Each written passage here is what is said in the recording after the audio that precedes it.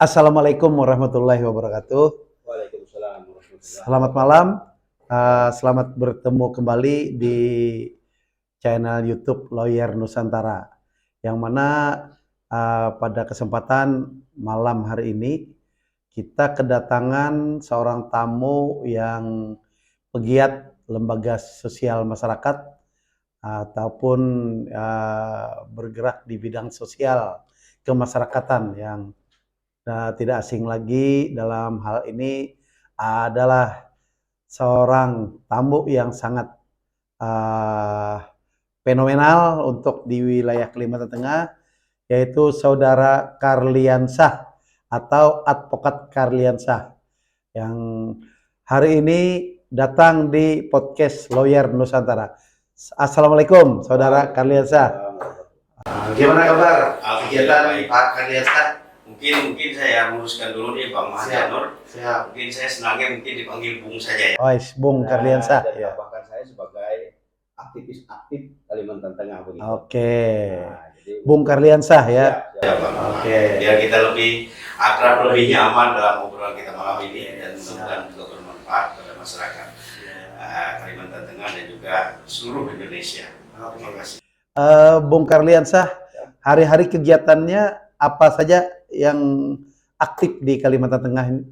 Ya, sebagaimana yang saya sampaikan tadi Bang Mahdi, bahwasanya saya sebagai aktivis aktif, ya namanya sudah aktif ya, tidak pernah berhenti di dalam melaksanakan dukungan bantuan baik secara hukum kepada masyarakat, baik penggiat-penggiat buruh, anggota perburuhan, yaitu sebagaimana kita ketahui Kalimantan Tengah ini marak sekali banyaknya perkebunan maupun pertambangan, ya, sehingga terjadi konflik luar biasa antara masyarakat kepada penanam modal, baik itu masyarakat kepada perusahaan, masyarakat kepada pemerintah, masyarakat kepada penegak hukum. Sehingga kita wajib untuk meluruskan hal-hal seperti ini untuk tidak menjadi suatu persoalan besar di Kalimantan Tengah. Kita ini sangat tertinggal sekali, Bang Mahdi. Jadi untuk itu kita selalu mendampingi kegiatan-kegiatan masyarakat biar positif dan tidak melakukan pelanggaran hukum. Demikian, Bang Mahdi.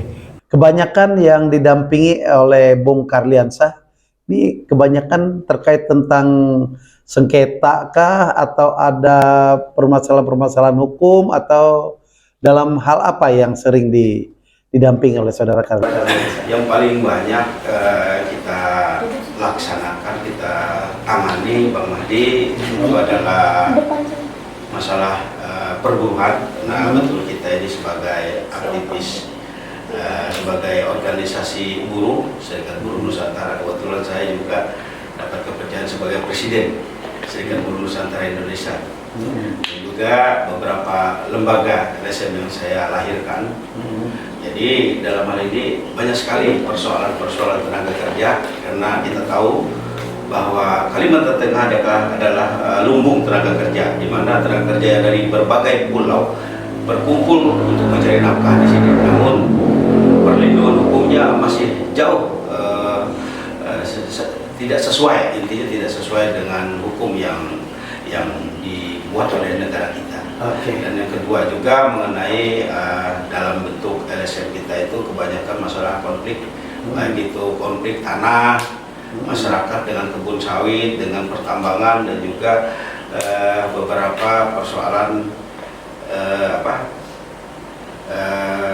koperasi begitu. Koperasi. Yang sering Saudara dampingi di seputaran konflik-konflik seperti itu ya. Lembaga yang Saudara pimpin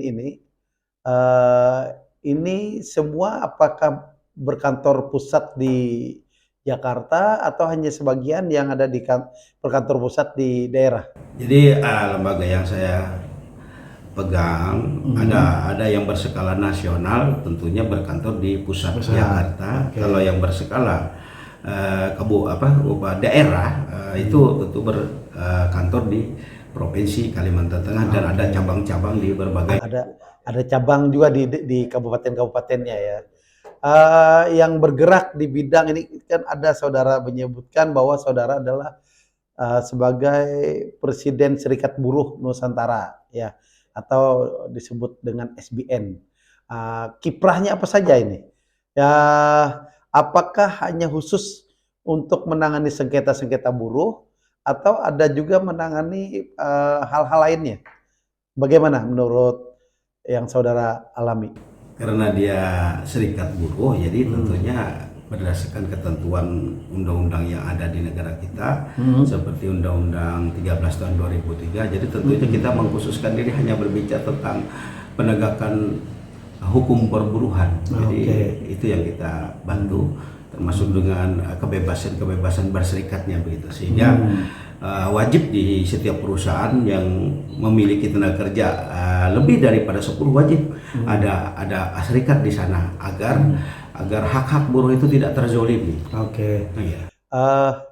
Tentunya dengan adanya pergerakan saudara itu kan mengacu kepada undang-undang ketenagakerjaan gitu. Kalau yang undang-undang nomor 13 tahun 2003 tentang ketenagakerjaan tersebut, Bung Karliansah mengapresiasikannya dalam hal ini melakukan pendampingan terhadap ketenagakerjaan, ya, ketenagakerjaan. Artinya dalam hal ini komunikasi aktifnya Bung Karliansah ini berarti kepada dinas terkait, yaitu dinas ketenagakerjaan, baik itu di provinsi ataupun di daerah, seperti itu. Bagaimana terkait tentang komunikasi ketenagakerjaan ini dengan dinas-dinas setempat? Ya, organisasi buruh dengan dinas-dinas itu merupakan partnership yang tidak bisa dipisahkan. Iya, jadi itu partner kita. Ya kan, jadi kita di sini merupakan kepanjangan tangan pemerintah. Ya kan, tentunya seharusnya ya Disnaker ini yang lebih bergerak. Namun kita tahu sekali bahwasanya kawan-kawan di pemerintah bidang perburuhan, dalam hal ini Dinas Tenaga Kerja, tentunya sangat minim sekali. Di mana kita melihat bahwasanya Kalimantan Tengah ini sangat luas sekali wilayahnya, sehingga keberadaan dinas ini sangat minim sekali dalam melakukan pengawasan pemantauan tentang keberadaan tenaga kerja. Maka dengan itu keberadaan serikat buruh ini memang juga diamanatkan oleh undang-undang. Jadi harus ada serikat buruh, itu harus ada dan wajib. Nah itu. Terkait tentang keberadaan buruh ini kan buruh ini berbagai macam kriteria ya. Apakah ada itu pembagian kompetensi kerja ya, atau kemampuan dari buruh itu sendiri? Nah, karena kan di setiap individual ini kan berbeda-beda nih. Ada yang mencakup aspek pengetahuan, ya kan, keterampilan dan sikap kerja yang sesuai dengan standar yang dibutuhkan oleh perusahaan-perusahaan yang mencari ketenagakerjaan. Nah, bagaimana untuk mewujudkan seindividual seorang buruh seperti ini? Apakah ada dilakukan pembinaan terhadap organisasi yang saudara Bung Karliansah jalankan? Adakah tidak seorang pembinaan? Jadi begini Bang, memang di dalam undang-undang sudah diatur juga ketika orang memiliki skill itu juga harus ada nilai sendiri. Jadi bukan UMR gajinya. Jika dia ada skill beda. Jadi kalau memang non skill, mungkin dia mengacu kepada upah minimum harian lepas gitu ya. Enggak, arti upah minimum. Upah minimum. Jadi kalau dia tidak memiliki skill, keahlian, itu dia hanya upah minimum. Jadi upah ini sebetulnya panjang kalau kita bicara mengenai upah. Kebanyakan kalau sudah kita lari bicara upah, sebenarnya gaji buruh itu bukan upah minimum. Jadi banyak salah kaprah, perusahaan kadang-kadang salah kaprah di situ. Makanya di kita di serikat ini kita akan ajarkan semua anggota-anggota SBN itu kita berikan bekal. Jadi pendidikan perburuhan, ya kan, pendidikan gender dan lain-lain kita berikan termasuk magangnya juga ya itu. Kita di BP kami sendiri akan mengadakan pelatihan perburuhan, Pak. Bang. Itu sudah dilaksanakan itu ya? Ya. Sudah dilaksanakan untuk pelatihan kerja, kan itu kan bisa diselenggarakan secara terpadu. Iya. Nah itu apakah dilaksanakan oleh organisasi yang saudara bawahi atau itu dilaksanakan oleh dinas ketenagakerjaan? Seharusnya dinas harus. Seharusnya dinas. Tapi kan situasi seperti ini memang kadang-kadang juga berbenturan dengan anggaran biaya dan lain-lain. Tapi bersinergi tetap. Tetap kita, kalau ketika kami melakukan pendidikan pelatihan buruh, tetap di Snakir kita undang, hakim ad hoc kita undang, beberapa kepolisian dan TNI juga memberikan materi-materi itu ya. Dari kami sendiri. Maka kalau kita lanjut tadi berbicara mengenai upah, sebenarnya kami sebagai serikat ini ada hak dilibatkan di dalam Dewan Pengupahan, baik itu Dewan Pengupahan Nasional, Dewan Pengupahan Provinsi, dan Dewan Pengupahan Kabupaten, sehingga skala upah itu kita bicarakan. Nah, tapi kemarin ada undang-undang yang baru ini kan kita itu tidak dibicarakan, cuman ya melihat indeks perkembangan ekonomi di setiap daerah, jadi itu pengacunya. Nah, kalau kita bicara masalah upah minimum, sebenarnya di sini banyak saya sampaikan banyak salah kaprah. Bagaimana itu? Ketika perusahaan ditanyakan berapa gaji upah minimum Pak standar, sebetulnya bukan itu. Yang seharusnya itu bagaimana itu? Jadi kalau kita bicara upah, itu yang harus di hak buruh itu adalah upah layak. Upah layak. Apa bedanya upah layak dengan upah minimum ataupun upah standar? Jadi ini terima kasih sekali Bang Mahdiano dalam kesempatan ini mengundang kami dan merupakan kehormatan yang luar biasa, sehingga dalam konten ini kita akan bisa menjelaskan kepada masyarakat kita di Kalimantan Tengah dulu lah ya kan, bahwa supaya memahami apa itu upah minimum dan bagaimana upahnya buruh itu. Jadi selama ini kalau ditanya buruh-buruh kita berapa gaji, iya Pak sesuai standar, standar UMR. Yang seharusnya itu bagaimana menurut undang-undang? Jadi ini hal seperti ini harus kita kadang-kadang inilah kita yang merupakan upah sebenarnya itu adalah upah layak. Ya, upah layak dasar itu upah layak itu apa? Jadi perhitungannya sebagai upah layak gimana? Contoh misalnya begini. Di daerah. Jadi kami sebagai Dewan Pengupahan Provinsi menentukan upah skala upah begini-begini kan. Muncullah harga sekian. Nah, misalkan kita ambil contoh misal di provinsi misal 3 juta. Itu skala upah yang kita hitung. Nah, memang skala upah ini kalau di provinsi serikat dengan Gapki yang mewakili daripada perusahaan, itu berunding dengan kita membicarakan skala upah, dan di situ juga ada pemerintah dari berbagai bidang yang memang terkait begitu. Jadi kita berdialog dan membuat ketentuan upah minimum. Nah, jadi upah minimum itu ditandatangani dan disahkan oleh bupati gubernur yang disebut UMP, upah minimum provinsi. Nah, upah minimum provinsi ini nanti di kabupaten akan membentuk lagi Dewan Pengupahan, sama orangnya dari unsur serikat buruh, unsur Gapki, unsur pengusaha dan unsur pemerintah. Acuannya membuat upah minimum kabupaten adalah provinsi. Sama juga provinsi acuannya adalah nasional. Nah, jadi begitu jatuh di kabupaten, nah dasarnya apa? Begitu di dasarnya boleh sama, tetapi tidak boleh kurang. Tidak boleh kurang. Kalau kurang melanggar aturan, tidak boleh. Sama boleh, tapi kurang nggak boleh. Nah, lebih boleh. Nah, misalnya di provinsi 3 juta, di kabupaten boleh 3 atau 3.100.000. Itu boleh daripada 3 juta. Kurang itu gagal dan tidak kurang nggak boleh. Nah, lalu kembali kita bicara upah layak. Jadi upah minimum itu bukan gajinya buruh. Selama ini itu menjadi gaji buruh, salah. Jadi yang harusnya itu bagaimana? Jadi upah minimum ini dibuat oleh pemerintah sebagai stagnan. Sehingga ini gaji buruh itu tidak boleh keluar jalur ini.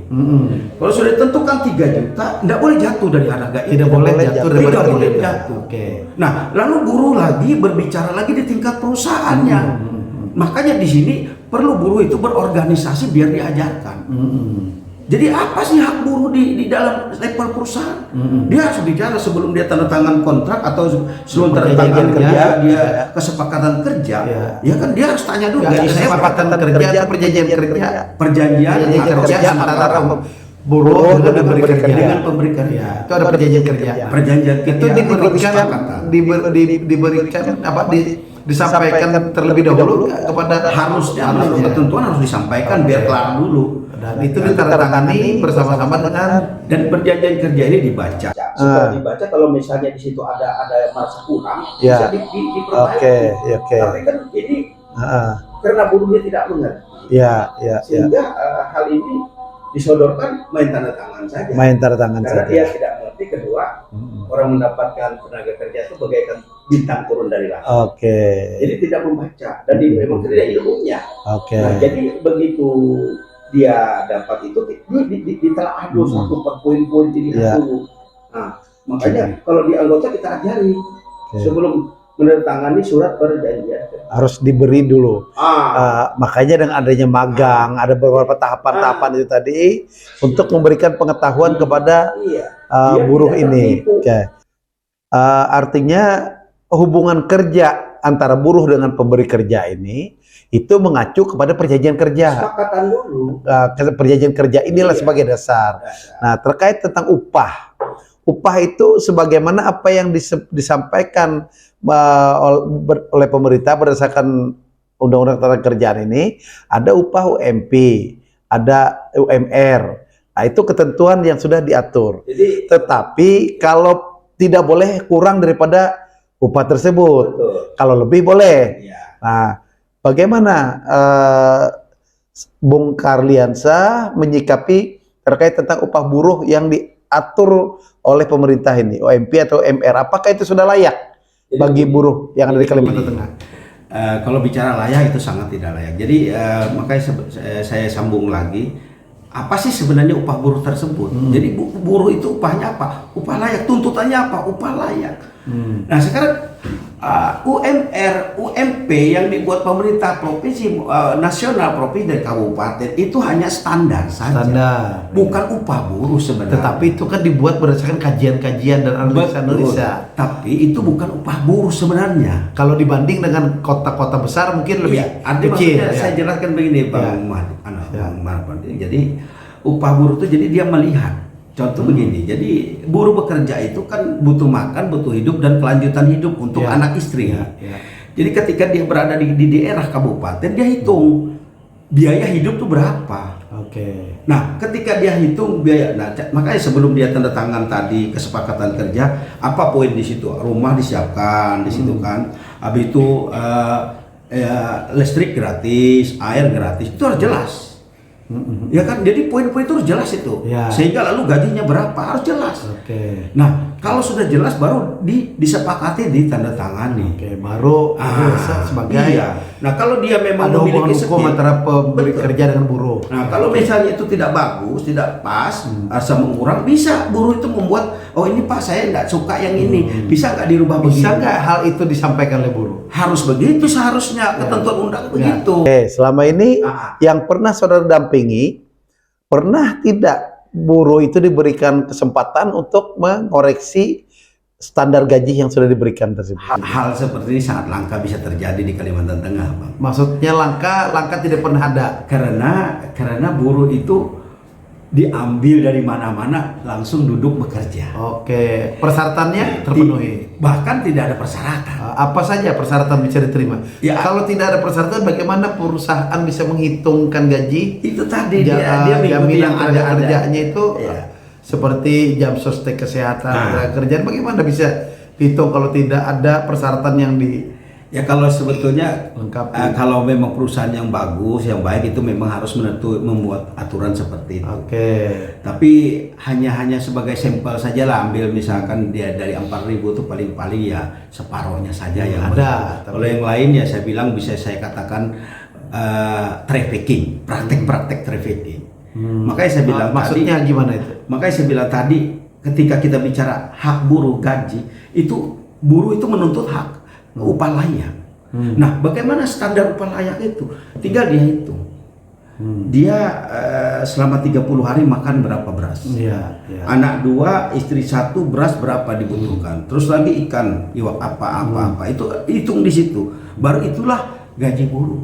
Iya. Nah, standarnya tadi UMR tadi itu acuannya. Sebetulnya bukan itu yang menjadi hak buruh, gaji buruh. Tapi karena buruh kita ini tidak ngerti, taunya untung-untung aja diterima karyawan bekerja, diterima perusahaan bekerja, dan dapat pekerjaan itu bagaikan bintang turun dari langit. Jadi dan lagi memang tidak ada skillnya. Itulah Undang-Undang 13 2003 itu membuat lembaga, artinya serikat pekerja, ya kan, atau serikat buruh ini ada agar untuk sebagai pendampingannya, ya kan. Jadi kalau keberadaan serikat buruh itu mengacu kepada Undang-Undang 21 tahun 2000. Undang-Undang 21. Tapi di Undang-Undang Ketenagakerjaan pun ada disebutkan termaktub di situ juga. Ya, oke. Dalam perjalanan Bung Karliansah mendampingi pekerja ini, pernah tidak sengketa antar perburuhan dengan si pemberi kerja ini terjadi? Itu bukan ada lagi, setiap perusahaan pasti terjadi konflik. Ada ya, bukan aja lagi, pasti terjadi konflik. Tapi tapi diselesaikan dengan cepat. Kan ada lembaga bipartit, ya kan, ada tripartit itu. Apakah dengan adanya lembaga-lembaga tersebut, sengketa antara buruh dengan si pemberi kerja ini bisa terselesaikan dengan baik? Di sini lagi konfliknya, Bang Mahdi, Bang ini. Konflik di masalah bipartit itu pun kadang-kadang salah. Ya. Kan bipartit itu kan antara pemberi kerja dengan buruh. Yang buruh ini bisa didampingi oleh pengacaranya, bisa didampingi oleh lembaga saudara, kan? Di undang-undang kan jelas ada namanya forum komunikasi. Ya, artinya bipartit itu apa namanya, namanya lupa saya, tripartit. Ya, lembaga bipartit gitu ya, di tingkat perusahaan. Jadi lembaga bipartit. Oh, ada berdiri di perusahaan itu ada. Iya. Itu yang membentuk perusahaan atau gimana? Itu memang perintah undang-undang. Di setiap ada LKS bipartit namanya. LKS bipartit itu untuk menyelesaikan konflik.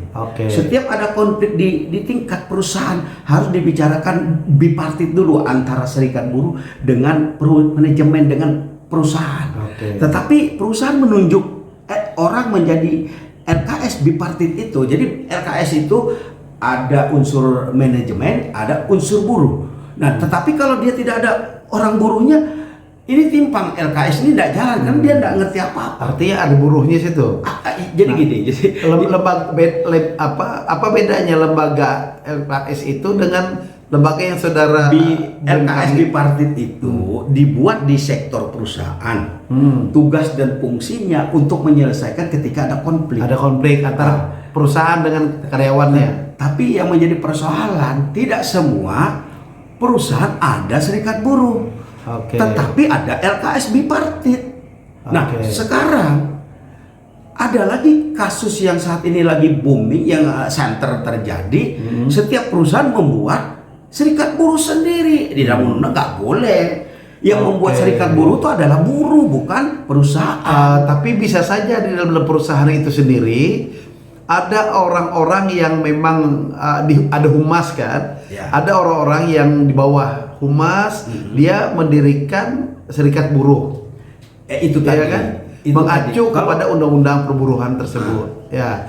Nah, hal ini kan boleh-boleh saja. Sah saja, tapi kan? kalau dia orang manajer humas itu tidak boleh. Ya, artinya bukan manajer atau humas, yang bisa ada masyarakat yang di sekitar perusahaan yang memang dia mempunyai keahlian untuk mendirikan serikat buruh tersebut. Jadi saya jelaskan dulu, Bang Adi. Jadi persoalan seperti ini. Undang-undang memerintahkan setiap ada usaha mau bentuk PT, CP apapun lebih daripada 10 itu bisa mendirikan serikat. Lebih pada 10 orang. 10 bisa mendirikan. 10 orang atau 10 apa? Lebih daripada 10 udah bisa. Ya, 10 orang. Ketentuan dah. Maksudnya 10 orang gitu ya. Bisa mendirikan. Nah, tapi di perusahaan ini Jadi setiap ini kan harus, saya bilang tadi ada usaha lebih daripada 10 orang sudah bisa, karena aturannya melaporkan keberadaan organisasi buruh itu wajib 10 paling minimal gitu. ya. Oke. Nah, jadi melaporkan kemana itu ke Dinas Ketenagakerjaan? Kerjaan, kita bola berita acaranya bahwa kami mendirikan serikat ini pada tanggal sekian, ini ketuanya sekretaris bendahara, lalu dilampirkan berita acara, lalu melaporkan keberdiriannya ke Disnaker. Lalu Disnaker akan menyampaikan sudah berdiri, lalu dikeluarkan surat baik itu memberitahukan kepada serikatnya maupun kepada perusahaannya, sehingga terjadilah di situ berdiri serikat. Tetapi kadang-kadang jadi berdasarkan seperti itu, lalu ada LKS bipartit di tingkat perusahaan, nantinya yang menjadi anggota LKS bipartit adalah pengurus serikat yang tahu aturan. Sehingga organisasi LKS bipartit di tingkat perusahaan itu jalan. Jadi tidak ada konflik di perusahaan, sehingga sifatnya saling, artinya tidak ada konflik kepentingan itu ya. Betul, baik kepentingan apapun jadi terakomodir oleh LKS bipartit tersebut. Jadi tidak perlu pertanyaannya, bagaimana kalau perusahaan memiliki LKS bipartit ini, kalau ada terjadi konflik perusahaan dan buruh atau karyawan itu meminta kepada lembaga saudara untuk mendampingi untuk menyelesaikan ataupun melaksanakan bipartit ini, apakah itu tidak berbenturan dengan LKS bipartit yang dibentuk oleh yang berada di sekitar perusahaan itu sendiri? Oke, makasih. Ya, pertanyaannya bagus. Jadi yang menjadi persoalan, yang ditunjuk perusahaan menjadi LKS bipartit itu orang perusahaan sendiri. Dapat dibuktikan itu? Ya gimana kita? Artinya memang tidak semua sih. Seharusnya ada lembaga buruh independen yang dibuat oleh masyarakat atau bergabung dengan organisasi kami kita untuk berdiri di suatu perusahaan itu, lalu yang menjadi LKS bipartit itu anggotanya adalah bagian daripada pengurus kita yang ada di perusahaan itu. Sehingga pertanyaannya tadi bagaimana bila mana ada seorang karyawan yang meminta kepada lembaga saudara untuk mendampingi dia dalam melaksanakan bipartit ini? Sangat boleh. Sangat boleh. Berbenturan tidak dengan LKS yang dibentuk oleh yang ada di perusahaan tersebut? Jadi LKS bipartit itu ketika ada persoalan, kalau LKS ini bisa menyelesaikan itu kelar. Tapi kalau tidak bisa, dia minta bantu kita bisa. Bisa gitu. Artinya apakah tidak harus memiliki sertifikasi keahlian sebelum menjadi atau sebelum mendirikan lembaga perburuhan ini? Memang LKS bipartit itu memang ada diberi pendidikan, ada diberi sertifikasi. Kalau sertifikatnya sih nggak ada. Belum ada. Cuma pembinaan kita ada dari Disnaker maupun dari organisasi kita. Jadi sehingga wajib ketika ada di perusahaan itu ada LKS bipartit itu, satu dari perusahaan, satu dari serikat. Sehingga ketika serikat menyampaikan ini ada anggota atau ini ada karyawan luka kena kecelakaan kerja, langsung LKS menyampaikan hari ini terjadi begini-begini, lalu dirundingin bagaimana penyelesaian untuk mengamankan ini. Nah, ketika ini buntu, lalu membuat berita acara untuk lanjut ke tripartit. Kalau bipartitnya tidak berhasil. Pernah nggak hanya diselesaikan secara bipartit saja? Banyak. Kami kalau terkena orangnya yang agak bagus, semacam ada di perusahaan perhotelan di Kabupaten Kota Timur. Alhamdulillah kita bertindak di sini, menemukan baik buruh maupun perusahaannya untuk duduk bersama untuk menyelesaikan konflik. Begitu kita berikan ini loh aturannya, sehingga mereka sudah bisa memahami, terjadi kesepakatan. Tidak jadi pemutusan hubungan kerja lalu dibayarkan upah gaji, sehingga buruh pun bisa dipekerjakan kembali dengan baik. Lalu kita buatkan surat berita acara dan menandatangani surat kesepakatan bersama. Berarti secara bipartit itu pun bisa selesai. Kalau udah selesai lalu kita laporkan ke ke Dinas Ketenagakerjaan. Dinas Ketenagakerjaan, Oke. dan kita daftarkan sebagai putusan yang mengikat. Putusan yang mengikat. Nah, jadi untuk ke belakang perusahaan aman, buruh aman, jadi tidak ada konflik hal serupa. Yang sering terjadi dan tidak tercapainya kesepakatan secara bipartit ini apa? Sehingga bisa dilanjut kepada tripartit. Apa yang sering menjadi kendala di dalam penyelesaian secara bipartit ini? Ya kalau kebanyakan sih pengacunya itu ada sentimen pribadi, Bang. Oke, ego pribadi, yang tinggi. sentimen, karena Atau bisa juga dimasuki oleh dalam tanda kutip oknum-oknum LSM Nggak bisa, Bang. yang memprovokasi. Nggak Oke, kamu harus lanjut saja ini. nggak bisa. Nggak Karena bisa, ya? bicara buruh itu yang bisa mendampingi buruh hanya pengacara dan serikat buruh. Ya, kan serikat LSM buruh kan wartawan lembaga tidak swadaya, bisa. lembaga swadaya masyarakat Nggak juga bisa. kan. LSM nggak bisa. Nggak bisa. Nggak boleh. Nggak, maksudnya di oknum di dalam Ya. tanda kutip lembaga swadaya lembaga yang saudara bawahi. Bisa itu terjadi ya ketika sama-sama tidak mengerti. Kan tugasnya lembaga saudara kan memberikan pengertian Iya. bahwa ini loh undang-undangnya, Iya. bahwa ini loh ketentuannya. Iya. Kalau ini melanggar nanti ini kena sanksinya nih. Iya.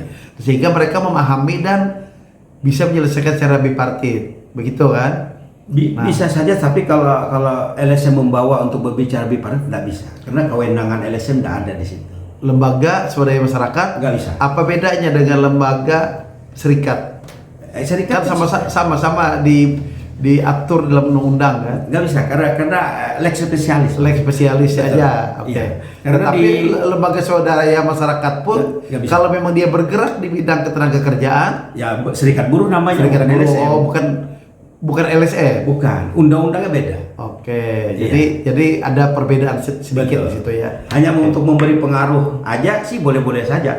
Tapi kalau kena manajemennya nggak ngerti sih boleh-boleh saja. Tapi kalau manajemennya ngerti, usir saja. Jadi harus dari serikat ya. Yang bisa mendampingi buruh adalah serikat buruh. Oke. Titik, nggak ada Nah, lagi. pertanyaan tadi, Undang-undang. apa masalah yang sering dialami oleh Bung Karliansa sehingga tidak terselesaikan secara bipartit dan lanjut kepada tripartit? Apa kendala utamanya? Ya, biasanya keegoan, apa? keegoan. Selain daripada ego itu tadi apa? Mungkin ada faktor-faktor lain. Yang paling banyak ya penindasan, perbudakan. Perbudakan bagaimana Dan itu? intimidasi. Ya sifatnya kan ya kita tahu bahwasanya sawit ini dibawa oleh tentara Belanda Perkebunan. kolonial. Oke. Jadi sawit itu dibawa oleh Belanda ke Sumatera. Ditanam oleh Belanda, yang menanamnya adalah orang-orang yang ditangkap. Jadi tentara Indonesia yang ditangkap. Jadi pelakuannya adalah penjajah terhadap yang dijajah. Tetapi kan ada feedback, ada upah.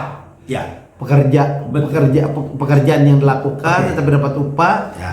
dan dia senang, Ya. artinya kan di sini kan ada akadnya kan. Ketidaktahuan tadi, Pak. Karena ketidaktahuan karyawan, buruh, calon buruh kita ini banyak nggak ngerti aturan buruh, aturan perundangan perburuan. Jadi dia ya juga kebutuhan hidup juga. Jadi begini, Pak. Saya tarik kita ke belakang. Dulu yang bekerja di sawit itu adalah tentara rakyat kita atau orang-orang yang ditangkap Belanda yang tidak mau dijajah. Lalu dijadikan kerja paksa di perkebunan kelapa sawit. Sejarahnya itu. Sejarahnya, tapi dia dikasih makan. Nah sekarang faktanya buruh kita di zaman kemerdekaan ini dikasih gaji, tapi hanya cukup untuk makan. Bedanya di mana? Tapi banyak juga karyawan-karyawan Inilah yang Pak. sejahtera hidupnya.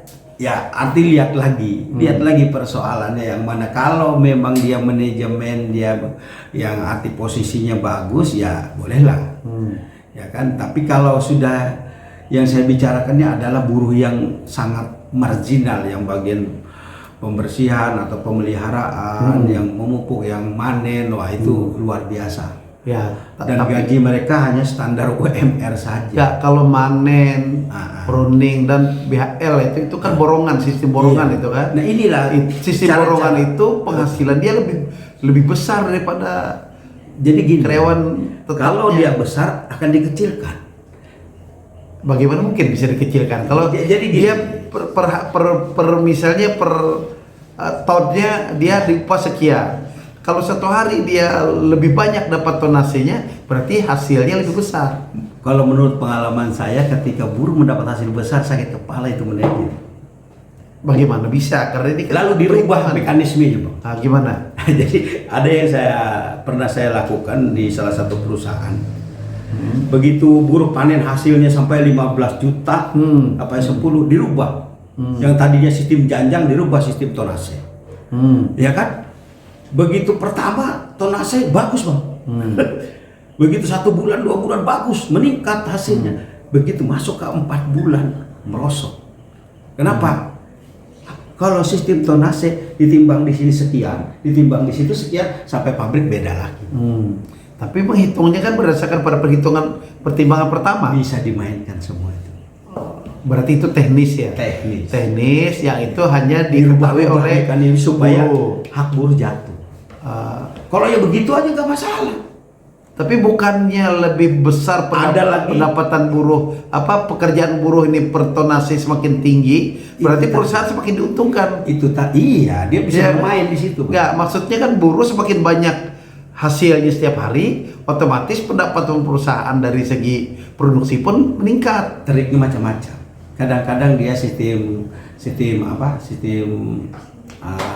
misalnya HK misalnya dia harus dapat sekian ton misalnya.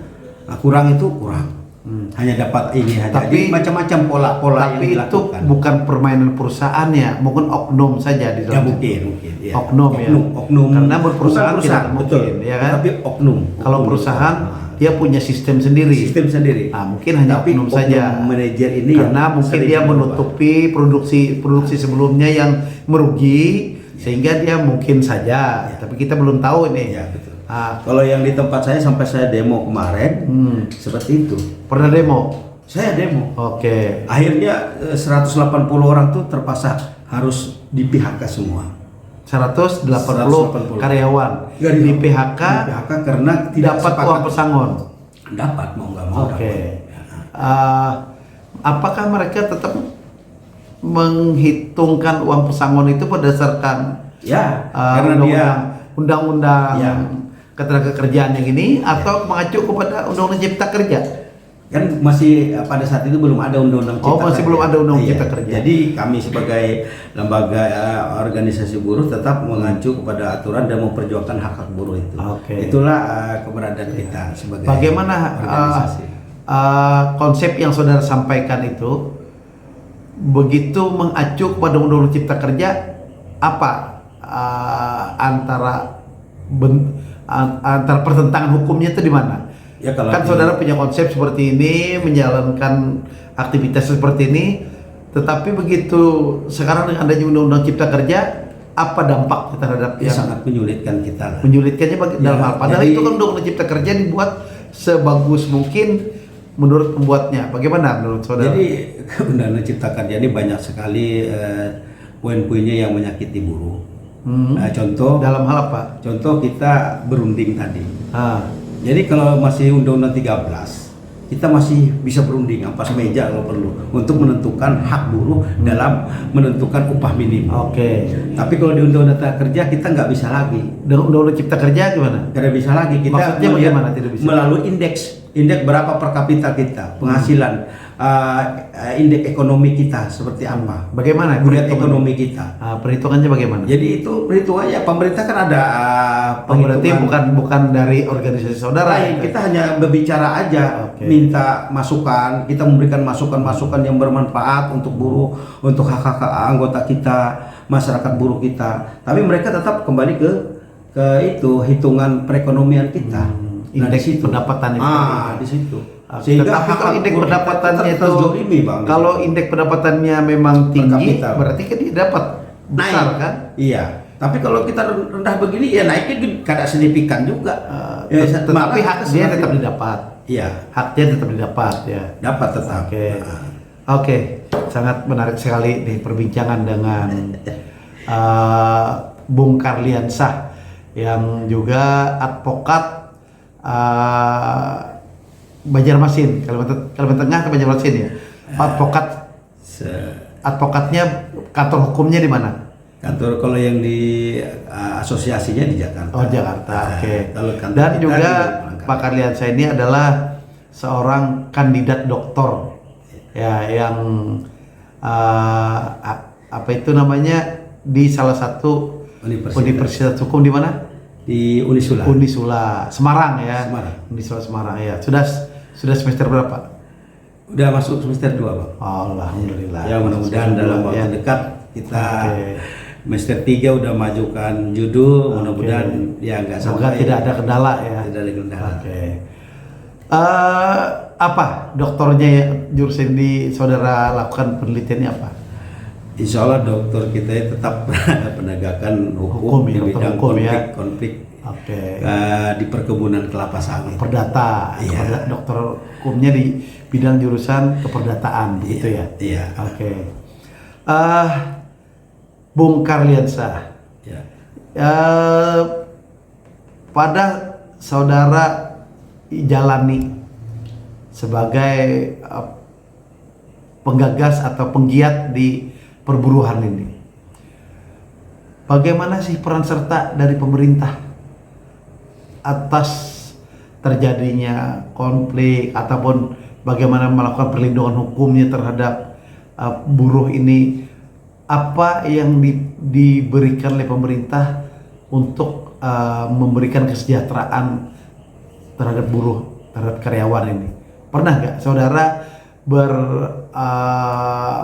melakukan seminar kepada pemerintah ataupun bersama-sama dengan pemerintah yang dalam hal ini adalah Dinas Ketenagakerjaan untuk melakukan penyuluhan-penyuluhan ataupun mengundang kepada buruh-buruh tersebut untuk dilakukan pembinaan?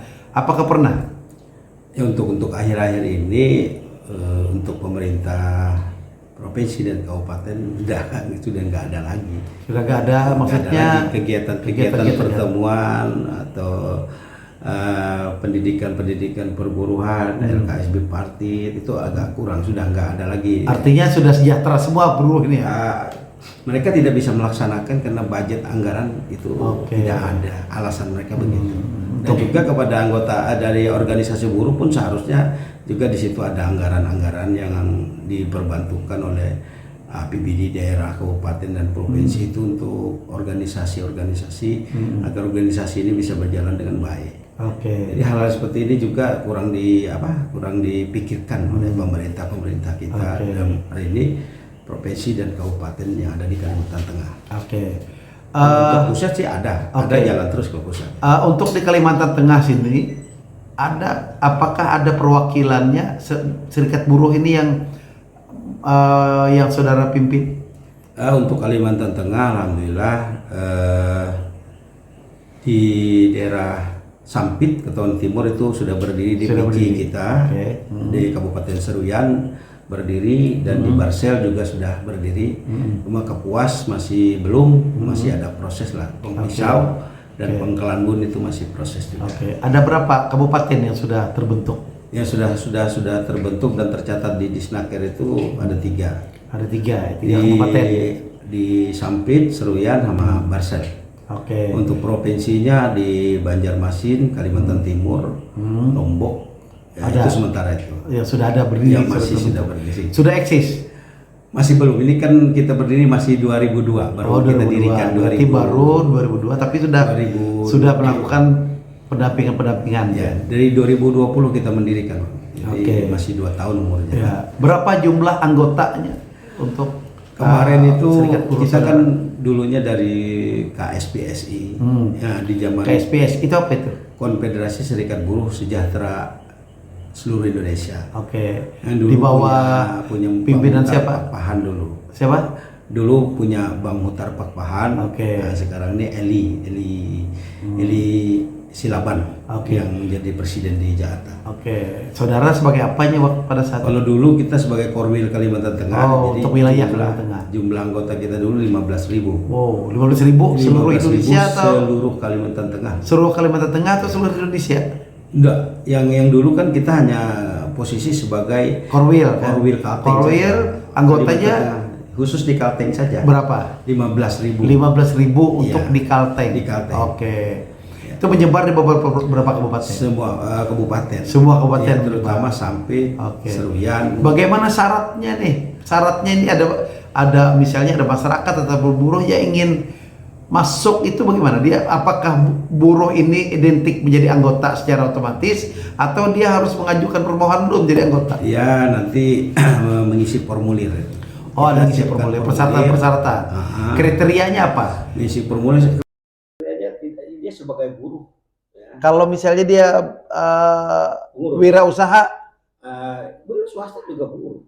buruh juga. Petani. Kriterianya apa? Kriterianya? Kriterianya kalau untuk masyarakat biasa ya dia pekerja, dia buruh. Mm-mm. Nah, tapi kalau untuk pengurus ya siap menjadi pengurus, ya punya kemampuan, jadi keluarkan SK-nya. Oke, jadi kriteria tidak terlalu ini ya. Yang penting dia buruh dan pekerja gitu ya. Oke, ada nggak persyaratan dia usianya nih harus sekian? Nggak ada. Bagaimana kalau misalnya yang mau Jangan daftar di bawah umur saja. asal jangan di bawah umur? Iya. Kalau usia misalnya dia di atas 65 tahun bisa, Selama dia buruh, nggak apa-apa. selama dia bisa Nah, kalau melakukan pengurus, aktivitas. sampai kapan aja, selama dia jadi siap menjadi pengurus, Oke. membela kepentingan hak-hak buruh, nggak ada pensiunnya. Oke, ya. Oke, menarik sekali. Bung Karliansa, selama Bung Karliansa mendampingi klien-kliennya yang notabene-nya adalah karyawan ataupun buruh, pernah nggak ditolak atau ada kendala-kendala lain dalam menjalankan ini? Sangat banyak sekali. Dalam hal apa penolakan-penolakan? Penolakan ya kita tidak boleh masuk. Maksudnya Ya nggak boleh masuk perusahaan dan jangan mendirikan serikat di perusahaan. tidak boleh masuk ke perusahaan itu karena perusahaan itu sudah ada serikatnya. Ya sebetulnya ada juga yang ada juga yang nggak ada. Dan di dalam undang-undang ngomongin serikat di dalam suatu perusahaan itu ada 10 serikat, nggak ada masalah. Tidak ada masalah itu ya. Kalau terjadi konflik organisasi diselesaikan masing-masing organisasi. Internal ya. Ada, iya, Internal ada organisasi. undang-undangnya jelas. Oke. Jadi tidak ada alasan perusahaan menolak. Tapi faktanya buruh di Kalimantan Tengah itu bagaikan fata morgana antara ada dan tiada. Bagaimana mungkin fata morgana antara ada dan tiada? Tapi faktanya buruhnya ada di setiap perusahaan-perusahaan itu kan secara otomatis ada buruh, ada pekerja. Kuat sekali Bang intimidasi perusahaan terhadap buruh. Jadi ketika kita bentuk, jadi organisasi kita balik, udah diancam. Siapa yang dirikan ini? Langsung di macam-macam, dipindah, di apa. Maksudnya dilarang untuk mendirikan atau untuk bergabung mereka? Dilarang untuk mendirikan, dilarang bergabung juga. Oke. Mendirikan serikat nggak boleh, gabung juga nggak boleh. Apa maksud dan tujuan? Padahal itu kan bagus sekali itu untuk pendampingan dan membantu perusahaan juga bila mana ada Ketika buruh permasalahan bergabung di organisasi serikat buruh itu akan jadi pintar. Karena tujuan kami mendirikan organisasi menjadikan buruh itu profesional, handal dan bermartabat. Artinya ada pendidikan, ada edukasinya terhadap buruh-buruh ini, sehingga dia bisa mengetahui hak-haknya apa saja. Tapi itu pun tidak masalah juga bagi perusahaan. Masih banyak perusahaan yang alergi terhadap serikat. Sebagian, tidak semuanya. Oke, pernah? Apakah kurang dilakukan sosialisasi kepada perusahaan ini atau bagaimana? Ya, lebih tahu dia Bang. Udah tahu dia, apalagi Sudah tahu. perusahaan besar. Tetapi kan perlu juga diberikan sosialisasi oleh lembaga saudara ataupun melalui pendekatan kepada perusahaan tersebut, menyampaikan bahwa ini loh, kami dari serikat buruh ini untuk melaksanakan sosialisasi terhadap perusahaan ini terkait tentang buruh dan karyawan. Kan bisa itu. Selama saya memimpin dari hampir 10 tahun, hampir 15 tahun saya memimpin serikat buruh ini belum ada perusahaan, Bang, dirikan di tempat saya belum ada. Karena belum ada mengusulkan. Tidak. Gimana? Pernah diusulkan nggak ke perusahaan? Mekanisme saya sebagai aktivis buruh di Kalimantan Tengah, saya menggunakan trik kayak macam tikus begitu. Saya masuk dulu. Masuk ke perusahaan dulu. Masuk, ambil buruhnya, baru saya organisasikan jalan, lalu saya laporkan di Snaker, baru di Snaker memberitahu. Bukannya hal tersebut itu tidak benar? Ya, harusnya kan sosialisasikan kepada perusahaan terlebih dahulu. Kalau kita datang permisi kelunuan kasih surat bahwa saya mendirikan di sini, no way. Iya, kan begini. Mekanismenya kan kalau itu sudah sebagai mitra kepada Dinas Tenaga Kerja tadi dan didukung serta disupport oleh Dinas Tenaga Kerja, tentunya semua perusahaan ini kan akan mau dibawa kerjasama karena ini kan untuk kepentingan bersama. Aturannya sih seperti itu. Fakta di lapangan bukan seperti itu. Pernah sudah dilakukan seperti itu dengan adanya Jadi keterlibatan dinas ketenagakerjaan ini? kalau dulu masih zamannya Pak Hadi Rampai selaku kepala dinas, kita sering ada pertemuan. Jadi semua perusahaan-perusahaan baik tambang maupun sawit itu dia ada pertemuan, maupun perusahaan HPH itu ada pertemuan antara buruh, anak pengusaha. Iya, Jadi dilatih, diajarin tentang undang-undang perburuannya. Jadi rata-rata semua sebetulnya udah tahu semua, ngerti semua. Artinya ada pembinaan-pembinaan itu ya. Sudah ada. Tapi sekarang ketika kita masuk mau merekrut itu dihalang-halangi. Oke. Yang menghalang-halangi apa? Oknum atau bagaimana? Ya jelas oknum lah ya. Oknum. Kalau pemilik perusahaan manajemen dia ada berani melawan aturan. Karena memang ini dia harus undang-undang. bersih. Nah, Berarti ini oknum di oknum. perusahaan itu ya. Ya seperti yang kasus hari ini saya lakukan, ini ada 2 yang konflik besar ini.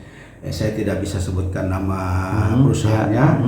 Ketika ada anggota kita yang minta tolong untuk resign di perusahaan, ternyata anggota kita dizolimi, bahkan diintimidasi, dan anggota kita itu dipanggil semua satu persatu diintimidasi. Oke, oleh siapa itu? Oleh manajemen perusahaan. Oke, ya. Terus Dan setelah itu kita dibuat surat, lalu dibagi foto-foto anggota kita, pengurus kita itu dibagi ke tiap perusahaan itu. Orang ini LSM atau serikat buruh jangan dilayani, dan kalau dia masuk perusahaan diusir saja. Oke. Dan Maka ini jelas tidak- itu diatur di pasal 5 di Undang-Undang Ketenagakerjaan itu kan, bahwa setiap tenaga kerja memiliki kesempatan yang sama, ya kan, tanpa diskriminasi untuk memperoleh pekerjaan. Nah, artinya kan hal ini kan sudah jelas itu diatur dalam undang-undang. Mungkin mereka tahu, dan mungkin juga saudara melalui anggota-anggota saudara bisa menyampaikan hal ini. Sebetulnya Ya, nggak perlu kita sampaikan, karena di situ kan sudah macam-macam, sudah ada LKS, bipartit, ada semacam RSPO, SPO, itu kan jelas. Kalau ada SPO, ada RSPO, jelas di situ bahwa di situ mendapatkan legal itu harus ada serikat buruh. Oke, berarti mereka sudah memiliki serikat buruh. Iya, tapi pemiliknya ini kan tidak jelas. Karena kalau dia memiliki itu, manajemen membuat sendiri, semua dibuat manajemen, atau juga manajemen membuat lalu disuruh orang lain. Jadi serikat itu tidak independen begitu. Hanya sebagai pemanfaatan perusahaan saja, tidak membela hak Untuk salah satu persyaratan saja. Bagaimana kalau dari serikat buruh saudara ini, pernahkah menanyakan kepada ataupun berkomunikasi dengan dinas ketenagakerjaan, bagaimana kalau ada nih salah satu perusahaan yang dalam tanda kutip membentuk salah satu serikat buruh hanya untuk kepentingannya tanpa adanya buruh, bagaimana? Pernahkah? Sebetulnya sepertinya ini kan bahasanya tahu sama tahu saja sebenarnya. Nggak, artinya ini kan menjadi satu hal yang ditutup-tutupi. Seharusnya ini kan benar dilaksanakan, ya kan? Bagaimana menurut saudara yang memang sebagai penggiat daripada serikat buruh ini, kita harus meluruskan hal ini? Harus kita perang dulu nih Bang. Perang. Lalu kita sampaikan ke Disnaker nih kasus kita nih. Oke, pernah disampaikan seperti itu? Sudah kita sampaikan. Oke, tanggapan Disnaker sendiri bagaimana? Ya alhamdulillah dia tahu aturan, ya cepat dia tindak lanjut. Oke, berarti artinya tetap jalan ya? Tetap jalan. Tetap Dia follow up. di follow up sehingga sampai diberi teguran atau sanksi apa? Ya kita tetap mengacu kepada Undang-Undang 13 tadi. Pertama selesaikan dulu bipartitnya, pertemuan 2. Kalau itu ada sengketa antara buruh dan karyawan, antara buruh dengan pemberi pekerjaan, ya. Kalau tidak ada terjadi itu, tiba-tiba ada serikat buruhnya di perusahaan itu, gimana? Ya ini tadi kita harus ada laporan. Oh, ada laporan dulu ya, baru tindak lanjuti oleh dinas terkait. Oke. Gimana laporannya bahwa saudara bisa tahu bahwa ini sudah diberikan teguran oleh dinas tenaga kerja ini? Kalau jadi konflik kita, otomatis itu menjadi konsumsi hukum sudah. Oke. Jadi ketika dia berkonflik dengan kita, kita akan melakukan surat menyurati kepada Disnaker. Tetapi tetap selalu koordinasi dengan Dinas Tenaga Kerja. Ya, jadi temuan atau problem atau konflik atau kasus yang kita temukan di lapangan, kita upayakan dulu secara prosesif di pihak manajemen dulu. Bisakah ini diselesaikan secara bipartit atau secara kekeluargaan bahasanya. Ketika ini tidak mau, ya udah kita bawa ke Disnaker. Jadi Disnaker tetap mengarahkan kepada bipartit dulu. Itu jembatannya. Tetap lalu kita arahkan surat untuk melakukan pertemuan bipartit menyelesaikan persoalan konflik ini. Kalaupun tidak selesai, ya ketika surat kita tidak dijawab satu kali ada 3 kali surat kita melayang tidak dijawab, akhirnya itu sudah ada kekuatan hukum kita untuk menarik ke menjadi tripartit.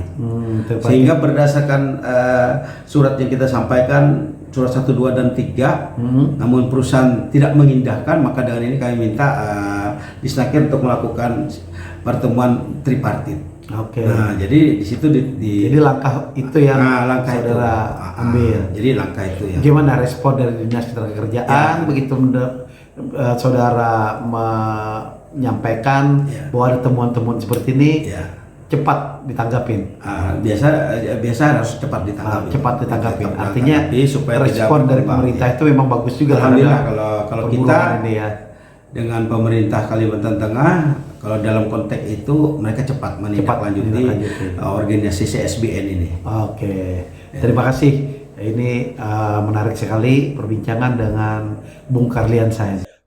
Terakhir yang saudara sampaikan sebagai pesan moral kepada rekan-rekan buruh saudara yang saudara ayomi dalam hal ini, ataupun dalam hal ini kepada semua unsur elemen ataupun buruh masyarakat di bawah negara Republik Indonesia ini. Apa yang bisa saudara berikan dan saudara sampaikan sebagai pesan moralnya? Silakan. Terima kasih Bang Madi.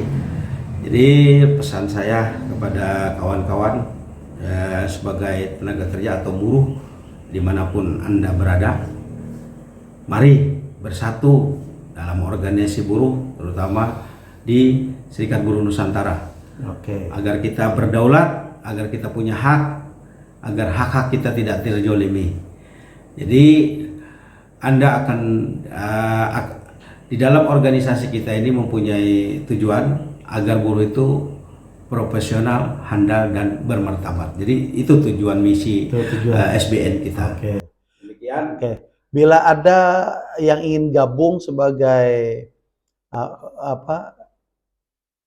anggota daripada serikat buruh yang saudara pimpin, bagaimana cara mereka menghubungi kemana? Boleh, kita juga ada beberapa kantor cabang, baik itu di Kota Waringin Timur, di Sampit, di Sampit dengan di Seruyan, di Berito. Kalau di Sampit itu ada kantornya juga. Nanti juga kita akan membantu kawan-kawan yang ada di kecamatan atau desa, kita akan membentuk posko pengaduan buruh nanti. Jadi SBN akan membuat posko pengaduan buruh. Nah, itu di Seruyan itu di Simpang Bangkal itu. Simpang Bangkal itu ada kantornya di situ, bisa. Atau langsung ke saya dengan kontak nomor HP dan WA 0812 5081 0926. Saya akan layani 1 kali 24 jam. Bayar atau gratis? Gratis. Ya. Terima kasih Bung Karliansyah. Rekan-rekan semua, terima kasih. Ini percakapan yang disampaikan oleh Bung Karliansyah dalam podcast ini sangat menarik sekali. Dan bagi masyarakat yang terutama berada di wilayah Provinsi Kalimantan Tengah, bagi rekan-rekan buruh yang ingin bergabung ataupun ingin mendapatkan edukasi-edukasi, silakan hubungi di bawah ini untuk alamat dan nomor HP-nya Bung Karliansyah. Silakan Anda dapat berkonsultasi hukum secara gratis. Anda dapat meminta bantuan ataupun apa itu namanya, penyelesaian yang permasalahan saudara alami dengan Bung Karliansa ini. Oke, terima kasih bagi rekan-rekan semua, demi untuk eksisnya selalu channel Lawyer Nusantara ini, kami dari tim memohon kepada rekan semua agar bisa menonton podcast ini sampai selesai. Jangan lupa memberikan subscribe, like, and share. Biar channel YouTube kita ini selalu berkembang dan selalu bisa memberikan edukasi-edukasi ataupun informasi-informasi penting kepada masyarakat kita semua. Wabillahi taufiq wal hidayah. Wassalamualaikum warahmatullahi wabarakatuh.